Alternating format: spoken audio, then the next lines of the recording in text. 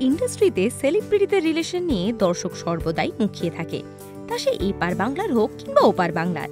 সম্প্রতি বাংলাদেশের দুই জনপ্রিয় তারকা শাকিব খান এবং অপু বিশ্বাসকে নিয়ে দুই বাংলার আলোচনার শেষ নেই। তাদের সম্পর্ক আদৌ আছে না নেই তা নিয়েও বিস্তর জলঘোলা। মাঝে কিছু বিতর্কে জড়িয়েছিলেন অপু, যার ফলে ধামাচাপা পড়ে যায় অপু শাকিবের সম্পর্কের সংজ্ঞা। তবে শোনা যাচ্ছে অপুকে একমাত্র স্ত্রী হিসেবে মনে করেন নায়ক। এখনো নাকি তাদের মধ্যে রীতিমতো যোগাযোগ রয়েছে। তবে ছেলে আব্রাম খানের জন্যই যে শাকিবের সাথে বারবার যোগাযোগ করেন নায়িকা, সে কথা নিজেই জানিয়েছেন তিনি।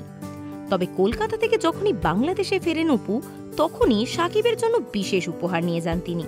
সেই উপহার কি জানেন? কলকাতার বিখ্যাত মিষ্টির দোকান থেকে নলেন গুড়ের সন্দেশ, যা শাকিবের খুব প্রিয়, আর তার পছন্দের কাজু বরফিও নিয়ে যেতে ভোলেন না তিনি। শেষবার যখন তিনি কলকাতায় এসেছিলেন, তখন প্রায় 5,000 টাকার মিষ্টি কিনে নিয়ে গেছিলেন নায়িকা। ছেলের প্রিয় শাক সন্দেশও নিয়ে গেছিলেন হাওড়ার একটি মিষ্টির দোকান থেকে। প্রকাশ্যে যদিও শাকিবের সঙ্গে সম্পর্ক নিয়ে কোনো মন্তব্য করতেই রাজি নন তিনি। শাকিবও এই নিয়ে কোনো কথাই বলেন না। তাদের সম্পর্ক কোন দিকে মোড় নেবে ভাবনা অনুরাগীদের।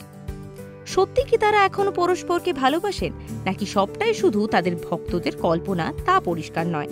এরকমই আরো অনেক ভিডিও দেখতে নজর রাখুন আমাদের চ্যানেলে।